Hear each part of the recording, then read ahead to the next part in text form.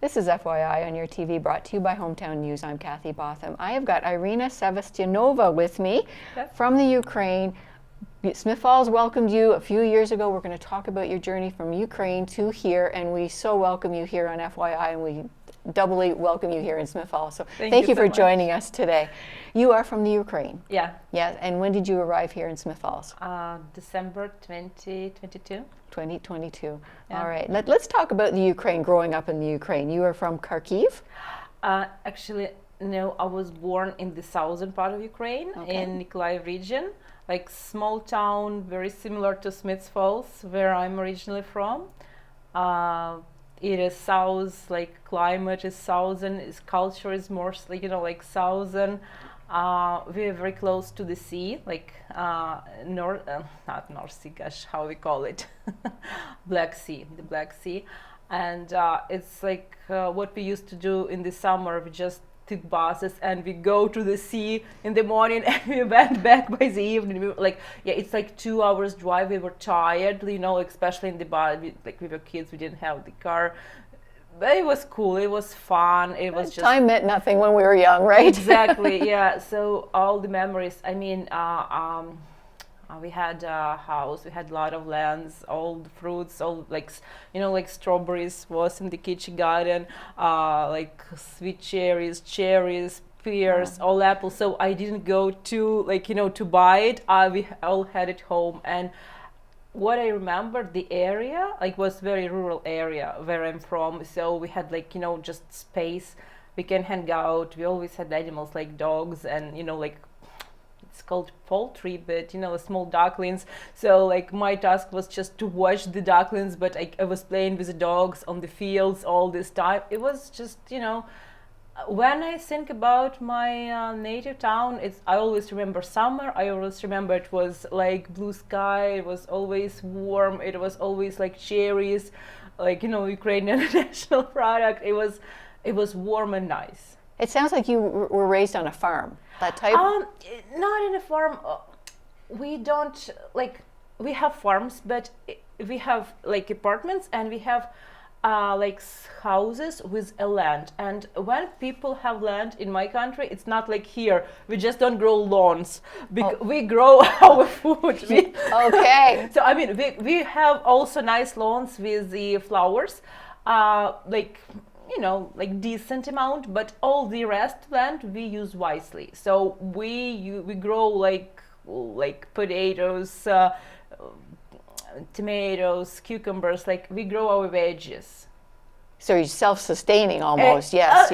Not all the time. We still buy sausage, sugar, bread, but veggies, that's very important, especially to make these preservatives for winter, pickles and sweet jams, strawberry jams. It's something like holy thing I still remember, and the taste of my childhood, because all my both my grannies were even it's August, the veggies in abundance. We can even buy the ones we don't have in our kitchen gardens, and they are very cheap. So all August my grannies were busy doing all these preservatives for winter. So it was nice, not kind of a farm area. We was still in the town, but just the district I was born in was very I would say rural. So we just had each neighbor, we had a lot of lands, we have different measures. So I would say we had half of a hectare. So it was amount. We have half of it was the garden and half was kitchen garden with flowers and just small lawn. Yeah. Beautiful. Now you have a son who is going to be 7 years old. Yeah. He is in the school system here in Smith Falls. Yes. Is that comparable to Ukraine when you were going to school? I do not quite remember my early years at school. Okay. Because my parents, they were very, very bad in bringing me in time. Because we've been living very far from. Okay. It's rural areas. It's really physically sometimes hard to get out of there, and we not usually had a car, but we have very good transportation system. Even in small towns, we do have buses, so it's really easy to get from one part of the city to the other one. So I remember we were like always late, and I was always sleepy. I always felt embarrassed in front of teachers because I'm late, but it's not my fault because I'm a kid. But it was not stressful, like especially first grade. I was very bad going to the kindergarten because like families kind of tend to live together, and we have always grannies and grandpas at home. So if parents working, I'm always hanging out there, right? Right. Like, I mean, it's not necessarily one house, but I mean, they're close, like in walking distance. So, okay, I'm like at the grannies. You go to grannies every evening or every time my parents are at work. I remember I was hanging out at grandma's and grandpa's, like always. My dad's grandma's or grandpa's, or my mom's grandma, like always like somewhere there. So I guess school here is a little more relaxed, which I really like, because my son Ivan, I guess he likes it, and we have these open houses in school when I can go there. I really watch this his class. It's very interactive. There's a lot of these small. They have iPads. They have all these small how we call this, square cubes, right? With letters, like all crayons, all supplies. Everything is so colorful. I just like that kids have, the abilities. They don't have to sit all the time. They can Yes. walk. They can, they can do crafts. They can create something. So and I really like something like we don't have to do it obligatory. Like September 1st is the day when we start school in Ukraine, and you have to go like dressed up with very like dressed up. Your kids should be dressed up, and you should be dressed up all the years. And for parents, it's kind of a little stressful. And here, I was so happy when, school has PJ days, school Yes. has pizza days. I don't care what he's wearing, and even he is wearing not neat and not nicely, I'm not stressed. So, oh my gosh, for me as a parent, I guess that's the best system. I know many Ukrainians like saying, oh, maybe it's something not compared to home, but for me, oh my God, no, I like the way you can feel a little relaxed. Yes, that's right. The kid, less stress, like you yes, said. Yes, exactly. that's right. Like no stress. That's perfect. Now, it took a lot of stress to get you here, though. Let's talk about the sequence of events in 2022 that got you here to Smith Falls. How did you connect with Smith Falls Welcomes Ukraine?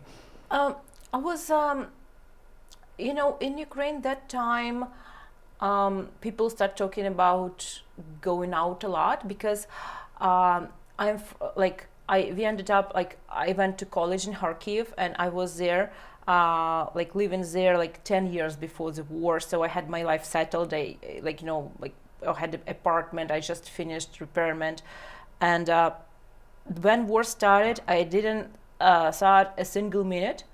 I remember the day. So we just packed whatever we could, and we just left. Wow. Just in an hour. It was very fast. And I ended up in the western part of the country because I thought it's going to be invasion. So I just tried to get as far as we could. I mean, to the western part. So I guess it was summer 2022 when I start, reflecting. Maybe we should go somewhere else because it was safe in terms of territory, but we had experiencing more and more missile attacks. So we just, I don't know how to explain, but you just live in the in the city, and you have a alarm, and it's just rockets go and go, and rockets can just put crash some building, and you can be in this building. So that kind of scared me, and we had to go all the time into the basements just to be, and it was really hard to keep kids in the basement, especially in the summer. But it's not predictable, right? When these rockets gonna fall. So western part became dangerous as well, and I started searching on Facebook because many people start talking about possibilities to go to Europe and to Canada to go further. So I found, I was just posting on many Facebook groups like Canada Welcomes Ukraine or Ukrainians in Canada, just these keywords. And I was just put a couple of photos of me and Ivan, and I was saying that we're looking for a host family for the first time, just where we can stay maybe for some time until I, get a car, find a job, and can organize my life here. And I met Marilyn via Facebook, and she's a part of Smiths Falls Welcome Ukraine Committee.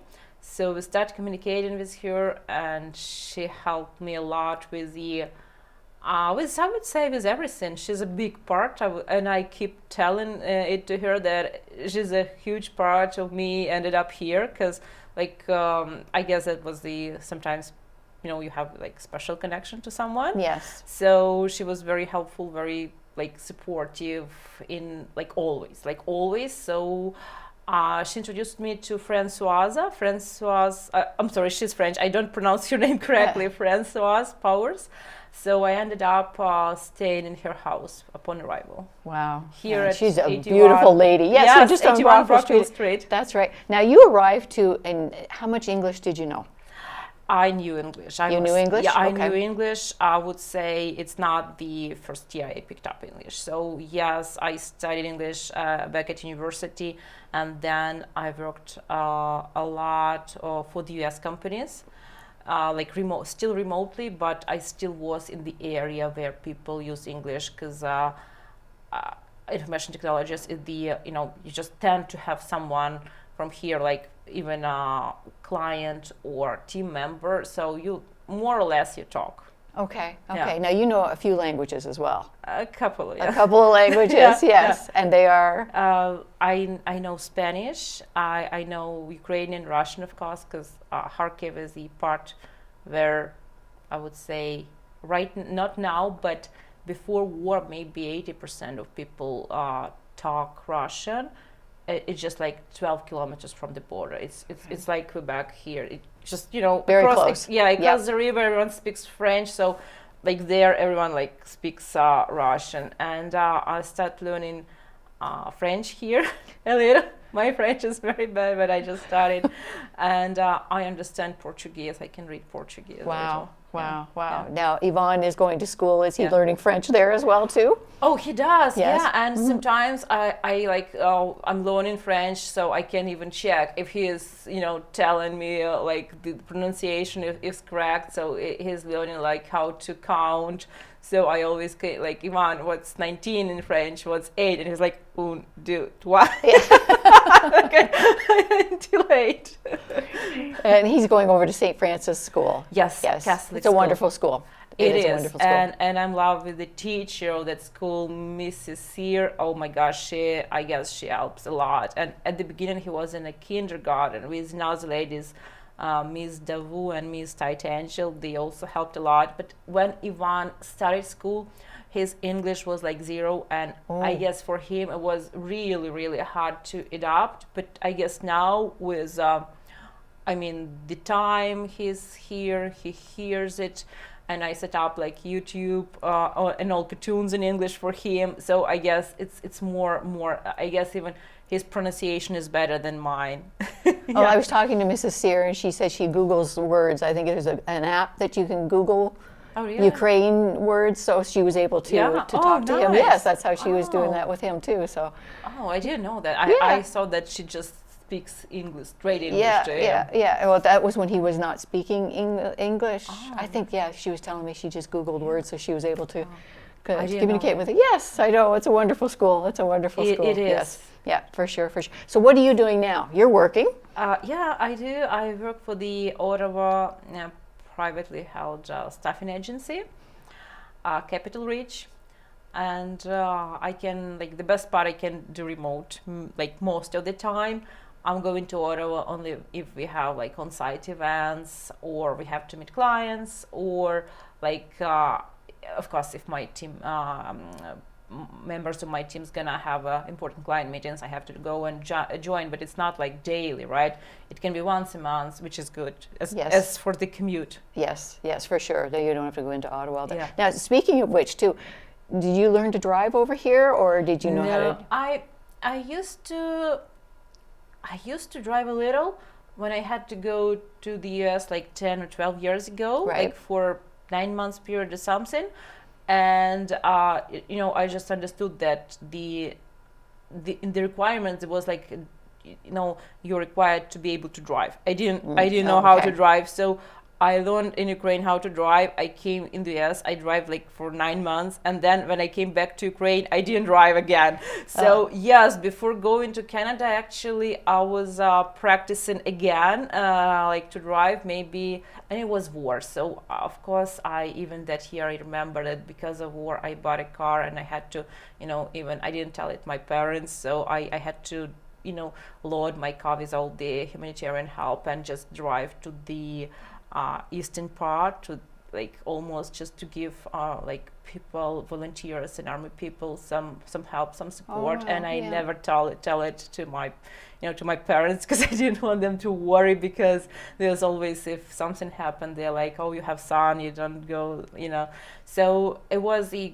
good experience, especially if you can imagine all countries without the electricity, and you just go, you don't have GPS, you just go. Right. So yeah, that was a good year for me to pick up back my driving, my driving skills. And when I arrived here, I had Ukrainian license, of course, for many years. I didn't drive much, but yes, I had experience. So here I just hired the instructor, Paul Peach, and he helped me to pass the practical driver's exam. And I got it from the first, from the first time. I was like, okay, good. That was great. And the guy from the like this test organization who took my exam, I guess he was the strictest one, but he was really good. I was so nervous. I was like, my head was shaking, but he was very, like... you learn a lot. When people are a bit strict, that's when you learn too, Yeah, That's he was great. I just now remember I didn't turn left on the one car, and he just asked me why you did not turn, and he's like, you breathe, and I was breathing. He knew you were nervous. Yeah, I was very nervous. So yeah, it was very good. And when I passed, oh my gosh, I was crying on his shoulder. But nice, very nice guy. I'm grateful. So I passed. It worked out well. Yeah, it worked well. Now, do you still have family in Ukraine then too? Yeah, yes. I have my parents. I have my old granny. I have. Yeah, I do. Wow. Yeah. How are they doing? Oh, I always worry because they are in Kharkiv region, so it's it's super close to the front line. Right. And even if it's not missiles, they have this, how, I don't know the terms, like military terms, but they do have these artillery guns that always, strike. And so I keep telling them, if you guys can move. And when it was the beginning, we all moved to West. I was arranging them, I was helping them with the apartment and everything, to pay rent. But they just returned back because my mom's still working at school, and they have their, apartments. And it just may be a little harder for people when you're a little, senior to change. So, and I keep we have a Dnipro in the, in Ukraine that divides country kind of into two parts. So maybe you could just go beyond the river. For me, just to be a little, more, to feel a little more better for them, because the river can divide the country, and if there is an invasion, it can stop troops for at least for a day, right? Yes. So, but they're like, oh, we are good here. But again, I cannot go back to Kharkiv because we are under attacks every day, especially now, especially the downtown, the city center.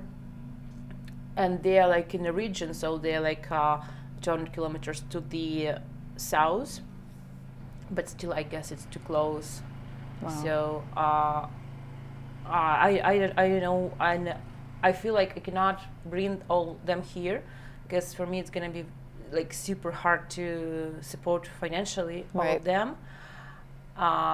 Because again, driving English, they don't have that skills. And change is hard. Change is hard, and if I'm gonna be the only one person who's working, I'm not gonna make it. Yeah. So that is still.